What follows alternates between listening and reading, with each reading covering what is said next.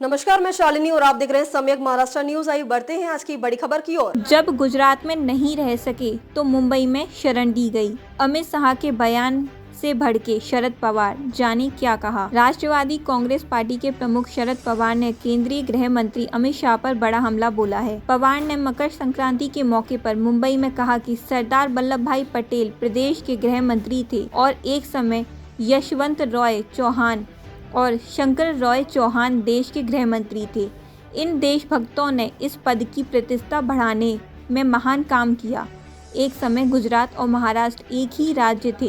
गुजरात ने देश को अच्छे प्रशासक दिए। पवार ने कहा, इनमें से किसी को भी कभी अपने राज्य से निर्वासित नहीं किया गया था। दरअसल अमित शाह ने हाल ही में एक कार्यक्रम के दौरान पार्टी कार्यकर्ताओं को संबोधित करते हुए कहा था कि 1978 में जो धोखेबाजी की राजनीति शुरू हुई थी उसको 20 फुट जमीन में दफनाने का काम आप लोगों ने किया है। अमित शाह ने इस बयान को शरद पवार पर निशाना माना गया था क्योंकि 1978 में शरद पवार महाराष्ट्र के मुख्यमंत्री बने थे। पवार ने कहा कि इन हस्तियों के साथ ऐसी घटना कभी नहीं घटी, इसलिए आज मुझे गृह मंत्रालय और गुजरात से आने वाले प्रशासकों की याद आ रही है। शरद पवार ने कहा कि सरदार पटेल ने आज़ादी के बाद सबसे प्रभावी काम किया। उन्होंने देश के सभी राज्यों को एकजुट किया। आज़ादी के बाद पंडित गोविंद बल्लभ पंत को उत्तर प्रदेश में देश के गृह मंत्री के रूप में भी सभी ने देखा। महाराष्ट्र से यशवंतराव चौहान और शंकरराव चौहान देश के गृह मंत्री बने। इन सभी ने इस पद गरिमा और प्रतिष्ठा को बनाए रखा। पवार बोले, बाबू भाई गुजरात के एक ईमानदार और स्वच्छ छवि वाले मुख्यमंत्री और जनता के नेता थे। इसके बाद माधवराव सोलंकी और चिम्मन भाई पटेल जैसे अच्छे प्रशासक हुए। पवार ने कहा कि इन नामों की विशेषता यह है कि इनमें से किसी को भी अपने राज्य से निर्वासित नहीं किया गया था।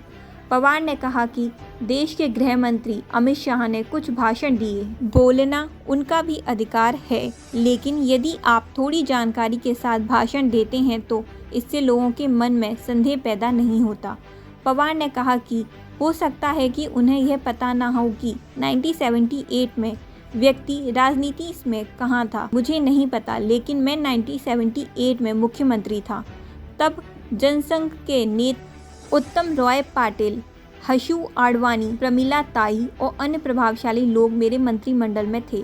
पवार ने कहा कि जनसंघ की पृष्ठभूमि से आने वाले वसंत रॉय भागवत और प्रमोद महाजन का मुझे समर्थन मिला।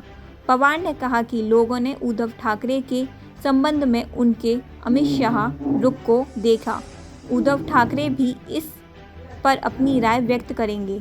मुझे ये बात मालूम है, जब ये सज्जन गुजरात में नहीं रह सके तो उन्हें मुंबई में शरण दी गई। फिर उन्होंने बाला साहेब में उनके घर जाकर सहयोग करने का अनुरोध किया।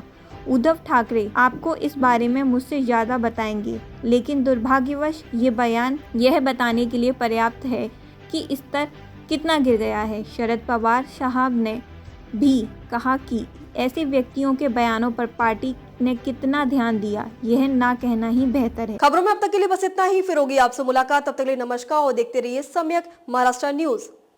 ऐसे ही लेटेस्ट अपडेट पाने के लिए हमारे चैनल को सब्सक्राइब करें और तुरंत नोटिफिकेशन पाने के लिए बेल आइकन प्रेस करना ना भूलें। यदि आप हमें फेसबुक या इंस्टाग्राम के माध्यम से देख रहे हैं तो हमारे पेज को फॉलो जरूर करें। धन्यवाद।